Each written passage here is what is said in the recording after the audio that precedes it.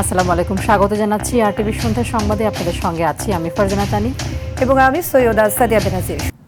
প্রধান উপদেষ্টা ও প্রধান নির্বাচন কমিশনারের বৈঠকের বিষয়বস্তু জনগণের সামনে স্পষ্ট করার দাবি জানিয়েছেন বিএনপির স্থায়ী কমিটির সদস্য সালাউদ্দিন আহমদ। আর দলের সিনিয়র যুগ্ম মহাসচিব রুহুল কবির রিজভী বলেছেন, আওয়ামী লীগের দুঃশাসনের পুনঃপ্রবর্তন চায় না বিএনপি। সরকারি দপ্তরের দলের নাম ভাঙিয়ে আন্দোলনের নামে বিশৃঙ্খলা করলে কঠোর ব্যবস্থা নেয়ার হুঁশিয়ারি তার। আরও জানাচ্ছেন রুদ্র রফিক।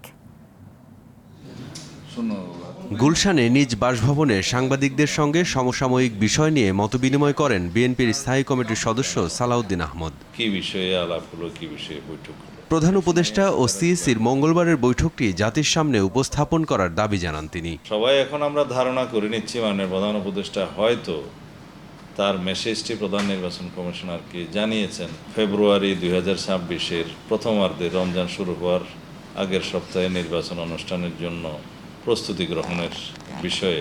এটা আমাদের ধারণা। যদি উভয় পক্ষ থেকে বিষয়টি পরিষ্কার করা হয় জাতির সামনে, তাহলে আমরা আশ্বস্ত হব। দেশের বর্তমান প্রেক্ষাপটে স্থানীয় সরকার নির্বাচন আয়োজনের আর কোনো সুযোগ নেই বলেও জানান সালাউদ্দিন আহমদ। নির্বাচন কমিশনের পক্ষে স্থানীয় সরকার নির্বাচন অনুষ্ঠান বা আয়োজন করা এটা এক প্রকার অসম্ভব, কারণ প্রতিটি স্তরে স্থানীয় সরকার নির্বাচন করতে গেলে কমপক্ষে 6 মাসের বেশি সময় লাগে। এর আগে নয়াপল্টনের রথযাত্রা উপলক্ষে এক আলোচনা সভায় যোগ দিয়ে বিএনপির সিনিয়র যুগ্ম মহাসচিব রুহুল কবির রিজভী অভিযোগ করেন, একটি সুবিধাবাদী চক্র দলের নাম ভাঙিয়ে নানা অপকর্ম করছে। আপনি নিজেই বিএনপির নাম ভাঙিয়ে আপনি আন্দোলন শুরু করে দিলেন একটা অফিসে।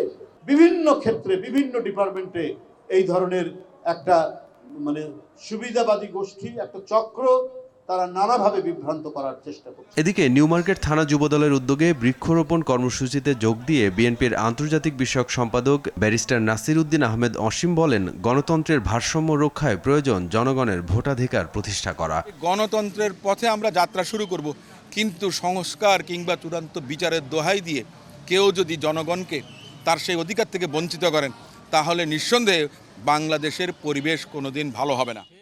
রুদ্র রফিক, আরটিভি, ঢাকা। আগামী রাজনীতি যেন কোনোভাবেই ফ্যাসিবাদের জন্ম না দেয় সে বিষয়ে সবাইকে সতর্ক করেছেন বাংলাদেশ জামায়াতে ইসলামের আমির ডাক্তার শফিকুর রহমান। দুপুরে মৌলভীবাজার জেলা জামায়াতের সাবেক আমির দেওয়ান সিরাজুল ইসলাম মতলিবের কবর জিয়ারত ও তার পরিবারের সাথে সৌজন্য সাক্ষাৎ শেষে তিনি এ মন্তব্য করেন। পরে কুলাউড়া উপজেলার শেরপুর গ্রামে প্রেমের প্রস্তাবে রাজি না হওয়ায় হত্যার শিকার নাফিসা জান্নাতের কবর জিয়ারত করে দোষীদের শাস্তির দাবি জানান তিনি।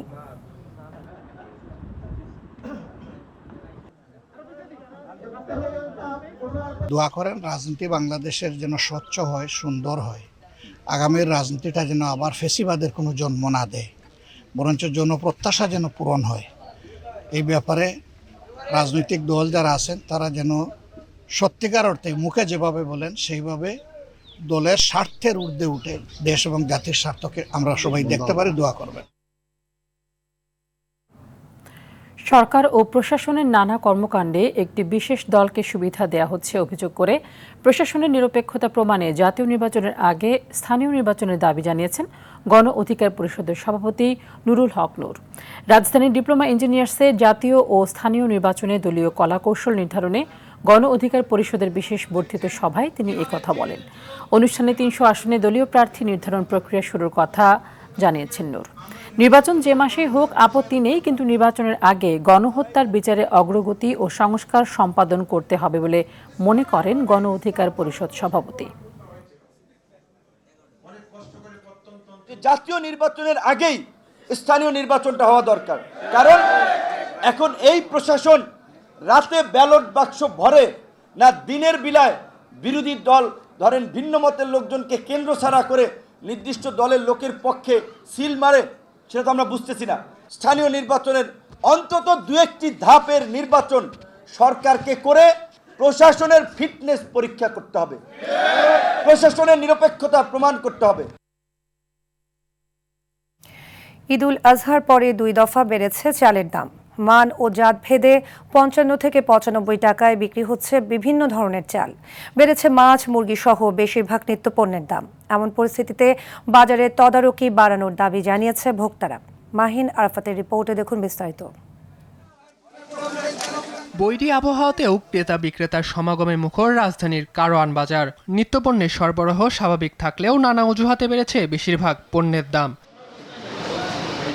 2 সপ্তাহের ব্যবধানে 2 দফা চালের দাম বাড়ায় ক্ষুব্ধ ক্রেতারা। বিক্রেতারা দুষছে আড়তদার ও মিল মালিকদের। মোটা চাল ওটার থেকে মনে করেন একবার হাইস্ট পর্যন্ত 55 থেকে 95 টাকার মধ্যে সম্পূর্ণ চালের কোয়ালিটি মেনটেন করে কিনা যায়। গত সপ্তাহের মতো রয়েছে, তারপরও 1 টাকা 2 টাকা কেজিতে বাড়ছে। আপনার দেখা যাচ্ছে সব চালের মধ্যে এভারেজে যদি হিসাব করি 6 থেকে 8 টাকা বাড়ছে। যারা আমরা মধ্যবিত্ত আছি আমরা হিমশিম খাচ্ছি।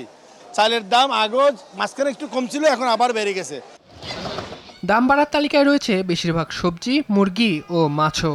ইলিশ মাছ ভরা মৌসুমের সময় নদীতে কোনো মাছ নাই। 1 কেজি 200-100 গ্রাম 2500 টাকা কেজি। প্রত্যেকটা মালে এই কেজিতে 10 টাকা কেজিতে এক্সট্রা বাড়ছে আর কি। বিক্রেতাদের খোড়া অজুহাত মানতে নারাজ ক্রেতারা। আর যে সবসময় দামটা যদি রিজনেবল ভিতরে থাকে, যাটাকে মধ্যবিত্ত নিম্ন মধ্যবিত্ত আছে তারা কিনে আগে স্বাচ্ছন্দ্য বোধ করবে। বাড়ানোর তো অজুহাতের অভাব নাই, কমানোর বেলায় তো আর কমে না। তখন তো সরকারের পুলিশ নামার লাগে, অনেক কিছু নামাইতে হয়, নামলে কমে। নিত্যপণ্যের দাম সহনীয় পর্যায়ে রাখতে সরকারের নজরদারি বাড়ানোর দাবি ভোক্তাদের। মাহিন আরাফাত, RTV, ঢাকা। সামাজিক ব্যবসা শুধু বাংলাদেশ নয় বরং পুরো বিশ্বকে বদলে দেওয়ার ক্ষমতা রাখে বলে মনে করেন অন্তর্বর্তী সরকারের প্রধান উপদেষ্টা ডক্টর মোহাম্মদ ইউনূস।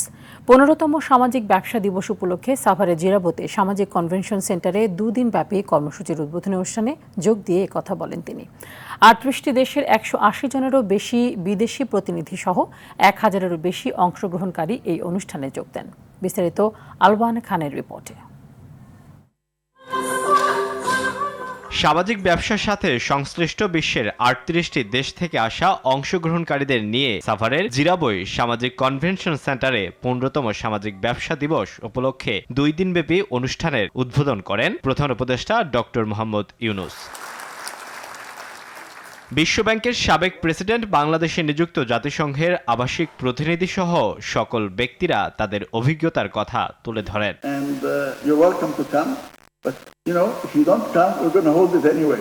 করার অনুমতি এবং কথা বলার সুযোগ দেওয়ার জন্য অনেক ধন্যবাদ। প্রধান উপদেষ্টা বলেন, দেশে সামাজিক ব্যবসা দিবস পালন করতে চাইলে তাকে তা করতে দেয়নি বিগত সরকার। এমনকি 3-0 পৃথিবী গড়ার যে ধারণা তা নিয়ে দেশে একটি বিশ্ববিদ্যালয় করারও অনুমোদন মেলেনি। বিগত সরকারের আমলে 3-0 বিশ্ববিদ্যালয় প্রতিষ্ঠা করতে দেওয়া হয়নি। সামাজিক ব্যবসা দিবস পালন করতে দেওয়া হয়নি। সামাজিক ব্যবসা শুধু বাংলাদেশ নয় বরং পুরো বিশ্বকে বদলে দেওয়ার ক্ষমতা রাখে। ডক্টর ইউনূস বলেন, সামাজিক ব্যবসার মাধ্যমে শিক্ষা, স্বাস্থ্য সেবাকে গ্রামীণ মানুষের দোরগোড়ায় পৌঁছে দেওয়া সম্ভব। তাই ধ্বংস নয়, মানবিকতার বিশ্ব গড়ে তোলার আহ্বান জানান তিনি। বর্তমান বিশ্ব গড়ে উঠেছে স্বার্থপরতার মধ্য দিয়ে। আমরা ভুল পথে চলছি, যেটি শেষ হবে ধ্বংসের মধ্য দিয়ে। তরুণরা বাংলাদেশকে অন্ধকার থেকে আলোতে নিয়ে এসেছে। নিজেদের প্রয়োজনে নতুন বিশ্ব গড়ে তুলতে চাকরি না খোঁজে তরুণদের উদ্যোক্তা হবার আহ্বান জানান ডক্টর ইউনূস। আলওয়ান খান, RTV, ঢাকা। এবার রাষ্ট্রদ্রোহ মামলায় সাবেক সিসি নুরুল হুদাকে 4 দিনের রিমান্ড দিয়েছে আদালত। তদন্ত কর্মকর্তার আবেদনের প্রেক্ষিতে বিকেলে এই আদেশ দেন ঢাকা মহানগর মুখ্য হাকিমের আদালত। সরকারি কৌঁসুলি ওমর ফারুকি জানান, নুরুল হুদার প্রথম দফা রিমান্ডে রাষ্ট্রদ্রোহিতার আলামত পেয়েছেন তদন্ত কর্মকর্তা। এছাড়া অন্যান্য তথ্য আরও যাচাই করা এবং আরও তথ্য পেতে তদন্ত কর্মকর্তা 10 দিনের আবেদন করলে 4 দিনের রিমান্ড মঞ্জুর করেন মহানগর হাকিম। তদন্ত কর্মকর্তার রাষ্ট্রদ্রোহ মামলা দায়েরকে নজিরবিহীন হিসেবে আখ্যা দেন আসামি পক্ষের আইনজীবী। তবে তদন্তে কোনো বিষয় সামনে আসলে সে বিষয়ে অনুসন্ধান করার স্বাধীনতা তদন্ত কর্মকর্তার আছে বলে উল্লেখ করেন সরকারি কৌঁসুলি। দিনের ভোট রাতে করেছেন, তার সঙ্গে তার কারা জড়িত এবং সরকারের সঙ্গে তার কি ধরনের সমঝোতা এবং কিভাবে তিনি অর্থগুলো ব্যয় করেছেন এবং ডিসি, এসপি সহ সকল রিটার্নিং অফিসার, প্রিসাইডিং অফিসারের সঙ্গে এবং দাপ্তরিক কাজে কারা জড়িত ছিল, সেই জন্য তাকে আরও জিজ্ঞাসাবাদ করার প্রয়োজন। জামিনের আবেদনটা বিজ্ঞ আদালত নামঞ্জুর করেছেন। একজন ব্যক্তি বাদী সেডিশনের মামলা করা, রাষ্ট্রদ্রোহের মামলা করার কোনো এখতিয়ার আইনগতভাবে তার নাই। অসুস্থ মাকে হাসপাতালে পৌঁছে দিয়ে কেন্দ্রে প্রবেশে দেরি হওয়ায় পরীক্ষা দিতে না পারা এইচএসসি পরীক্ষার্থী আনিসা আহমেদের বিষয়ে বিবেচনা করছে সরকার। প্রেস বিজ্ঞপ্তিতে শিক্ষা উপদেষ্টা CR আবরার বলেছেন, মানবিক বিবেচনায় বিষয়টি গুরুত্ব দেওয়া হচ্ছে। তবে শিক্ষাবিদরা বলছেন, এমন ঘটনার পুনরাবৃত্তি না ঘটুক। আরও জানাচ্ছেন শাকিলা করিম। রাজধানীর মিরপুরের ঢাকা শিক্ষা বোর্ড ল্যাবরেটরি স্কুল অ্যান্ড কলেজের শিক্ষার্থী আনিসা আহমেদ স্ট্রোক করা মাকে হাসপাতালে নিয়ে যাওয়ার কারণে পরীক্ষার হলে ঢুকতে দেরি করে ফেলেন তিনি, তাই বসতে পারেননি পরীক্ষায়। কেন্দ্রে থাকা সাংবাদিকদের কল্যাণে মুহূর্তেই সামাজিক যোগাযোগ মাধ্যমে ছড়িয়ে পড়ে আনিসার কান্নার ভিডিও। দিন গড়াতে বিষয়টি নজরে আসে অন্তর্বর্তী সরকারের। আনিসার পরীক্ষা নেওয়ার বিষয়টি বিবেচনাধীন বলে জানিয়েছেন শিক্ষা উপদেষ্টা CR আবরার। শুক্রবার সকালে গণমাধ্যমে পাঠানো এক বিবৃতিতে তিনি বিষয়টি নিশ্চিত করেন। বোর্ড পরীক্ষা একজন শিক্ষার্থীর জীবনে অন্যতম গুরুত্বপূর্ণ সিঁড়ি উল্লেখ করে শিক্ষাবিদরা বলছেন, নিয়মের বেড়াজাল ছিঁড়ে বিশেষ বিশেষ ক্ষেত্রে পরীক্ষার সিস্টেমকে ঢেলে সাজানো উচিত। অসুস্থ হয়ে আসতে না পারলে কিংবা কেউ অসুস্থ বাবা মা বা অন্য কারো মৃত্যুজনিত কারণে আসতে বিলম্ব হলে সেটি যে কেন্দ্রে পরীক্ষা নেয় অথবা ওই কেন্দ্র যে বোর্ডের অধীনে আছে তারা সে যখন আসবে তখন থেকে তার পরীক্ষাটা শুরু হয়ে নির্দিষ্ট সময় অনুযায়ী যতটুকু সময় যখন সে শুরু করবে তখন থেকে তার সময়টা গণনা শুরু হবে। এই ব্যবস্থাগুলো কিন্তু আসলে থাকা চাই। এখন আনিসার মতো হাজারো শিক্ষার্থীর কাছে পরীক্ষার খাতা শুধু একটি পৃষ্ঠা নয়, তা পুরো জীবনের গল্প। এখন দেখার বিষয়, নিয়মের বেড়াজাল পেরিয়ে সেই স্বপ্নে নতুন রং লাগে কিনা। শাকিলা করিম, RTV, ঢাকা। ঢাকার হযরত শাহজালাল আন্তর্জাতিক বিমানবন্দর থেকে উড্ডয়নের পরপরই বিমান বাংলাদেশ এয়ারলাইন্সের সিঙ্গাপুরগামী একটি ফ্লাইটের ইঞ্জিনে সমস্যা দেখা দেয়। ২,৫০০ ফিট ওপরে ওঠার পর ফ্লাইটটি আবারও বিমানবন্দরে আসার সিদ্ধান্ত নেয়। সকালে বিমানের BG 584 ফ্লাইটে এ ঘটনা ঘটে। পরে এটি নিরাপদে অবতরণ করে। বিমানটিতে ১৫৪ জন যাত্রী এবং ৭ জন ক্রু ছিলেন। ফ্লাইটটি বোয়িং 737-800 মডেলের এয়ারক্রাফট দিয়ে পরিচালিত হচ্ছিল।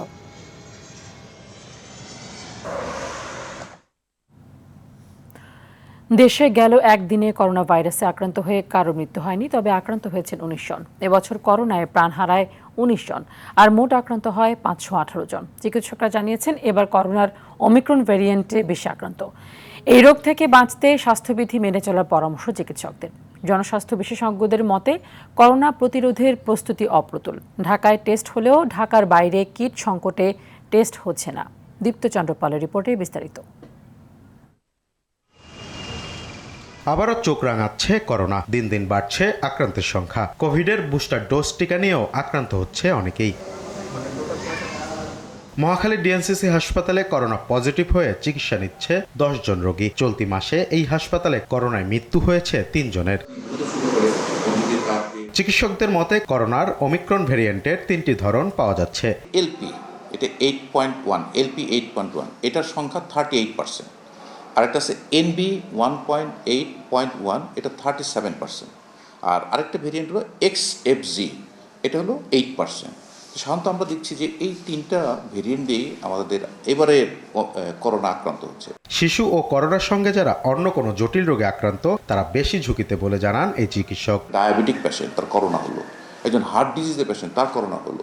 একটা ক্রনিক কিডনি ডিজিজ, ডায়ালাইসিস করছে, তার করোনা হলো। যারা বিভিন্ন রোগে ভুগছেন, বিভিন্ন কোমরবিড কন্ডিশন, তাদেরকে অবশ্যই হাসপাতাল নিতে হবে। এবং শিশুদের ক্ষেত্রেও কিন্তু আমরা হাসপাতাল নেওয়ার জন্য তাগিদ দিই। করোনা নিয়ন্ত্রণে যে পদক্ষেপ নেওয়া দরকার তা প্রয়োজনের তুলনায় কম বলে মনে করেন জনস্বাস্থ্য বিশেষজ্ঞরা। করোনার পরীক্ষা খুব কম হচ্ছে, কারণ কিটের একটি বিশাল সংকট রয়েছে। অতি দ্রুত সারা দেশে কিটের সরবরাহ বাড়ানো হোক এবং করোনা পরীক্ষাটাকে সহজলভ্য করা হোক, এবং সরকারিভাবে এটি বিনা পয়সায় করানো উচিত। কারণ একটি রোগ নির্ণয় করা মানে কিন্তু অনেকগুলো মানুষকে রক্ষা করা। কারণ করোনা থেকে বাঁচতে স্বাস্থ্য সচেতনতা ছাড়া কোনো উপায় নেই বলেও জানান তিনি। সঠিকভাবে প্রতিরোধ করতে সমর্থ না হই। দীপ্ত চন্দ্রপাল, RTV, ঢাকা। বাংলাদেশের সঙ্গে সব বিষয়ে গঠনমূলক আলোচনায় ভারত প্রস্তুত বলে জানিয়েছেন দেশটির কেন্দ্রীয় পররাষ্ট্র মন্ত্রণালয়ের মুখপাত্র রণধীর জয়সওয়াল। বৃহস্পতিবার দপ্তরটি সাপ্তাহিক ব্রিফিংয়ে তিনি একথা জানান বলে প্রতিবেদন প্রকাশ করেছে সংবাদ মাধ্যম দ্য হিন্দু। ব্রিফিংয়ে উঠে আসে গঙ্গাসহ 54টি নদীর পানি বন্টনের ইস্যু।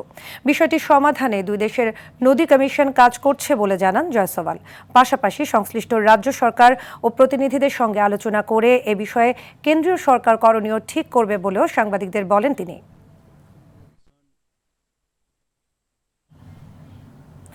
এবার নিচ্ছি হাইসেন্স সংবাদ বিরতি, ফিরে এসে অন্যান্য খবরের সাথে আরও থাকছে।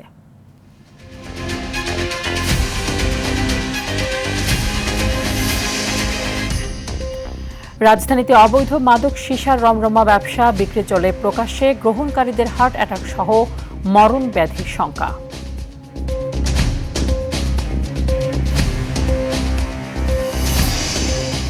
এবং সিরাজগঞ্জে বাড়ছে যমুনার পানি, বন্যা আতঙ্কে চরাঞ্চলবাসী। টেকসই বেড়ি বাঁধ না থাকায় ভয়ঙ্কর রূপে শেরপুরের 4 নদী।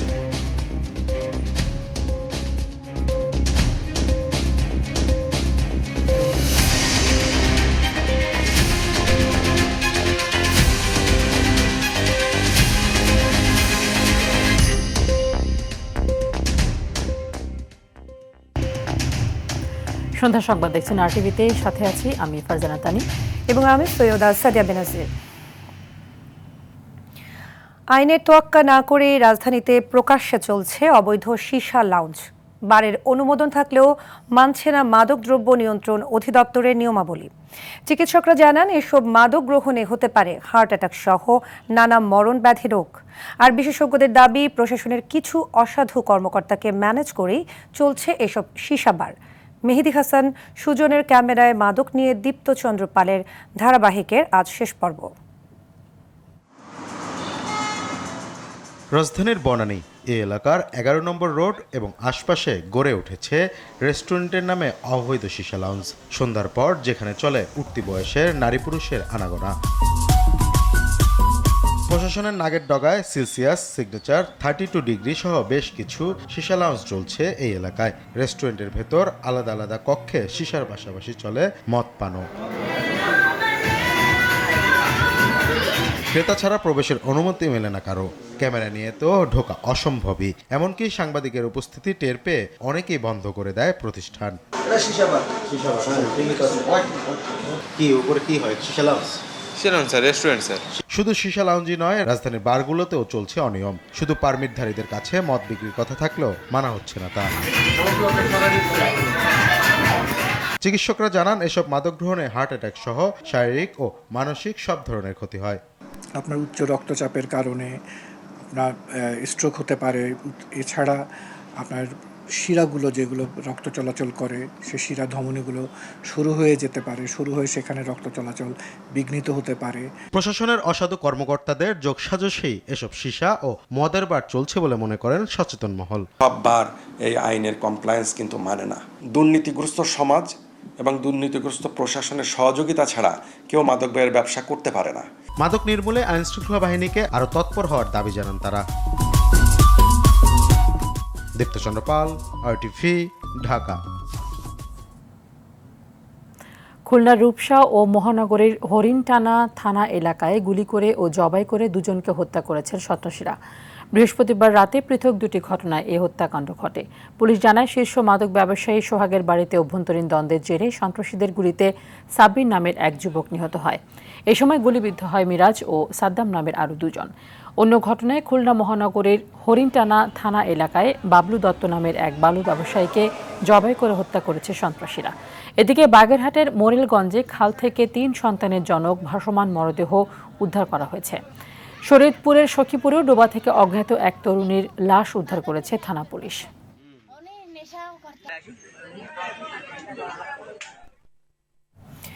দেশের 2 জেলায় দুর্ঘটনায় 2 জন নিহত হয়েছে।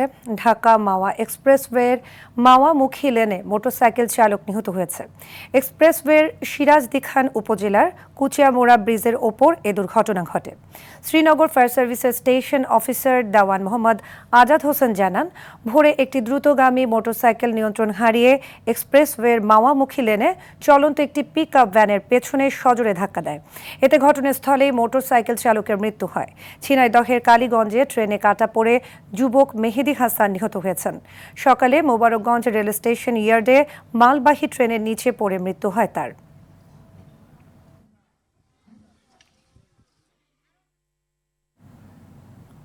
সিরাজগঞ্জে অস্বাভাবিক হারে বাড়ছে যমুনা নদীর পানি। এতে নদীর তীরবর্তী নিম্নাঞ্চল ও চরাঞ্চলের মানুষের মাঝে বন্যা আতঙ্ক দেখা দিয়েছে। গেল 24 ঘন্টায় 35 সেন্টিমিটার পানি বৃদ্ধি পেয়ে সকালে সিরাজগঞ্জ শহর রক্ষা বাঁধ পয়েন্টে যমুনা নদীর পানি বিপদসীমার 164 সেন্টিমিটার নিচ দিয়ে প্রবাহিত হচ্ছে। এর আগের 24 ঘন্টায় পানি বৃদ্ধি পেয়েছে 44 সেন্টিমিটার। বাংলাদেশ পানি উন্নয়ন বোর্ড সিরাজগঞ্জের গেজ রিডার হাসান মামুন জানিয়েছেন, যমুনা নদীর পানি বাড়ার এই হার চলতি সপ্তাহে অব্যাহত থাকবে। এদিকে পানি বাড়ার কারণে ফসল নষ্টের আশঙ্কায় করছেন কৃষকরা। টেকসই বেড়িবাঁধ না থাকায় বর্ষায় ভয়ঙ্কর হয়ে উঠছে শেরপুরের 4 নদী। পাহাড়ি ঢল আর নদী ভাঙনে প্রতি বছর কোটি টাকার ফসল ও বসতবাড়ি হারাচ্ছে শেরপুরের মানুষ। পানি উন্নয়ন বোর্ড বলছে, বাজেট স্বল্পতায় ক্ষতিগ্রস্ত বাঁধের কাজ পুরোপুরি শেষ করা সম্ভব হচ্ছে না। শেরপুর প্রতিনিধি মুগনিউর রহমান মনির পাঠানো তথ্যচিত্রে বিস্তারিত ইফতেশামুল গনির রিপোর্টে। গারো পাহাড় থেকে নেমে আসা শেরপুরের 4টি পাহাড়ি নদী মহারশী, ভোগাই, চেল্লাখালী ও সোমেশ্বরী বর্ষা এলেই ভয়াল রূপ নেয়। খনন কিংবা কোনো টেকসই বাঁধ না থাকায় প্রতি বছর প্লাবনে ডুবে যাচ্ছে ফসলের মাঠ, ভেঙে যাচ্ছে বাড়িঘর। ক্ষতির পরিমাণ কোটি টাকার বেশি। এই ভাঙ্গার কারণে মানুষের অনেক ক্ষয়ক্ষতি হয়। সরকারের কাছে আবেদন থাকবে, এখানে যেখানে স্থায়ী এবং শক্ত যদি কোনো বাঁধ নির্মাণ করা হয়। ফসল নষ্ট হয়ে গেছে, পোলাপান নিয়ে আমরা কি করে চলবো, কিভাবে খাবো? কোমর করে পানি হয়, দিক দিয়ে ঘর বাড়ি সব বিলীন হয়ে যায়, প্রচুর মানুষের ক্ষতি হয়। আমরা প্রতি বছর এই ক্ষতিগ্রস্তর মুখে পড়ি, আর ভাঙে যাওয়ার পর আমরা নিজেরাও বেকার হয়ে পড়ি। গত বছরের বন্যায় ক্ষতিগ্রস্ত বাঁধ সংস্কারের কাজ চললেও বাজেট স্বল্পতায় পুরোপুরি কাজ সম্ভব হচ্ছে না বলে জানিয়েছে পানি উন্নয়ন বোর্ডের স্থানীয় কর্মকর্তা। বেশ কয়েকটি নদী রয়েছে যেগুলোতে আমরা বর্তমান অর্থ বছরে কিছু কাজ বাস্তবায়ন করতেছি। এগুলো হচ্ছে মাটির কাজ। এক কারিগরি কমিটি গঠন হয়ে গেলে, স্টাডি শুরু হলে পুরা শেরপুর জেলার সমস্ত ভাঙন এলাকা স্থায়ী বাঁধ স্থাপনের জন্য সম্ভব হবে। ক্ষতিগ্রস্ত এলাকা পরিদর্শনে এসে স্থায়ী বাঁধ নির্মাণের প্রতিশ্রুতি দিয়েছেন পানি উন্নয়ন বোর্ডের সচিব। ত্রাণ উপদেষ্টা মহোদয় সহ পানি উন্নয়ন বোর্ডের মাননীয় সচিব স্যার এসেছিলেন, সেটি পরিদর্শন করে একটি স্থায়ী বাঁধ নির্মাণের প্রতিশ্রুতি দিয়েছেন এবং সেই অনুযায়ী স্থায়ী বাঁধ নির্মাণের জন্য আমরা ঊর্ধ্বতন কর্তৃপক্ষ বরাবর পত্র প্রেরণ করেছি। একদিকে প্রাকৃতিক দুর্যোগ, অন্যদিকে দীর্ঘদিনের অবহেলা। বাঁধ রক্ষায় নেই কোনো স্থায়ী পরিকল্পনা, আর সে খেসারত দিচ্ছে শেরপুরের সাধারণ মানুষ। ইফতেশামুল গনি, RTV। ভোলায় বৈরী আবহাওয়ার জন্য ভোলা লক্ষ্মীপুর মনপুরা রুটে লঞ্চ ও সি ট্রাক চলাচল বন্ধ ঘোষণা করেছে BIWTA। বৃহস্পতিবার দুপুর থেকে এসব নৌযান বন্ধ থাকায় চট্টগ্রামগামী যাত্রীদের দুর্ভোগ পোহাতে হচ্ছে। আজও কোনো লঞ্চ, সি ট্রাক ছাড়েনি। নদী বন্দর কর্মকর্তা মোহাম্মদ রিয়াদ হোসেন জানিয়েছেন, সমুদ্র অঞ্চলে 3 নম্বর সংকেত থাকায় ভোলা লক্ষ্মীপুর ভোলা মনপুরা রুটের লঞ্চ চলাচল বন্ধ রাখা হয়েছে। এদিকে লঞ্চ বন্ধ থাকলেও নিষেধাজ্ঞা উপেক্ষা করে নিষিদ্ধ ট্রলারে যাত্রীরা নদী পাড়ি দিচ্ছেন। আইন, বিচার, মানবাধিকার ও সংবিধান বিষয়ক সাংবাদিকদের সংগঠন ল রিপোর্টার্স ফোরাম LRF এর 2025-26 মেয়াদের কার্যনির্বাহী কমিটির সভাপতি পদে নির্বাচিত হয়েছেন NTVর বিশেষ প্রতিনিধি হাসান জাবেদ ও সাধারণ সম্পাদক পদে নিউ এজের সিনিয়র রিপোর্টার মনিরুজ্জামান মিশন। শুক্রবার সুপ্রিম কোর্ট আইনজীবী সমিতির দক্ষিণ হলে বার্ষিক সাধারণ সভা শেষে ফোরামের প্রধান এই ফলাফল ঘোষণা করেন। নতুন কমিটিতে সহ সভাপতি পদে নির্বাচিত হয়েছেন বাংলা ভিশনের আহমেদ সারোয়ার হোসেন ভূঁইয়া, যুগ্ম সম্পাদক বাংলাদেশ প্রতিদিনের আরাফাত মুন্না এবং প্রশিক্ষণ ও কল্যাণ সম্পাদক পদে নির্বাচিত হয়েছেন BBC বাংলার জান্নাতুল ফেরদাউস তানভী।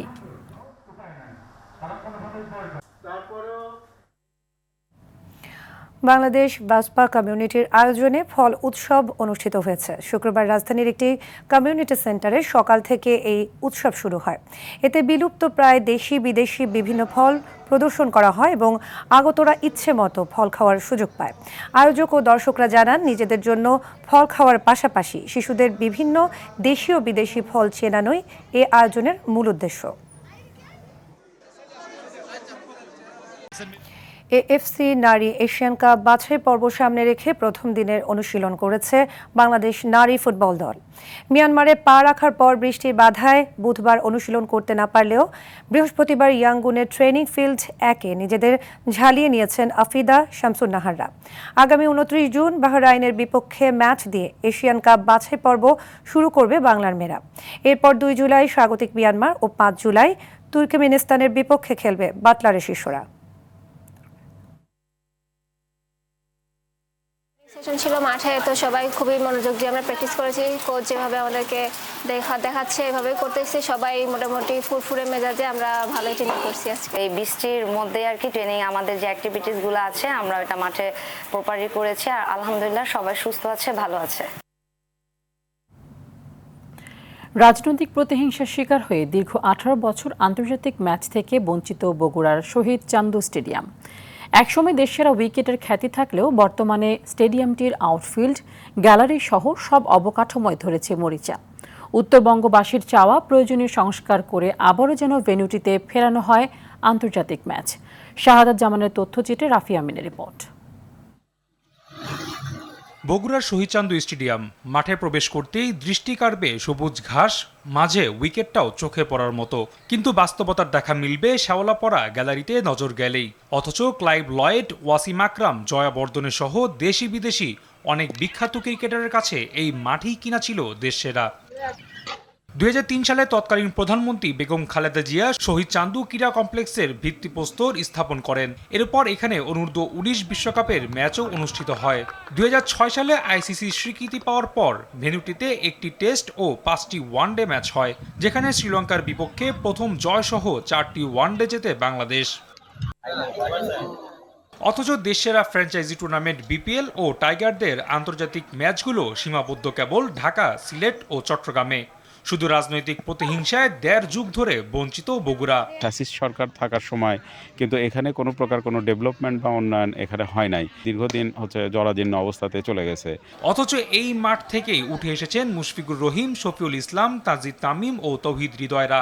কিন্তু স্থানীয়দের অভিযোগ, স্টেডিয়ামটি নিয়ে নানান অনিয়ম ও অবহেলার কারণে নতুন প্রজন্মের ক্রিকেটাররা পড়ছেন বাধার মুখে।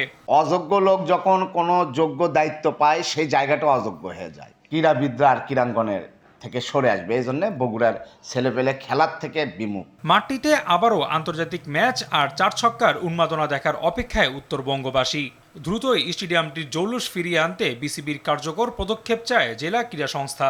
বগুড়ার মানুষের আবেগ, দাবি, সে প্রেক্ষিতে আমিও চাই অতি দ্রুততম সময়ের মধ্যেই বগুড়ায় আন্তর্জাতিক ম্যাচ অনুষ্ঠিত হোক। রাফি আমিন, RTV। সন্ধ্যার সংবাদ এ পর্যন্তই। রাতের সংবাদ 11:15 দেখার আমন্ত্রণ রইল। ধন্যবাদ সবাইকে। ধন্যবাদ।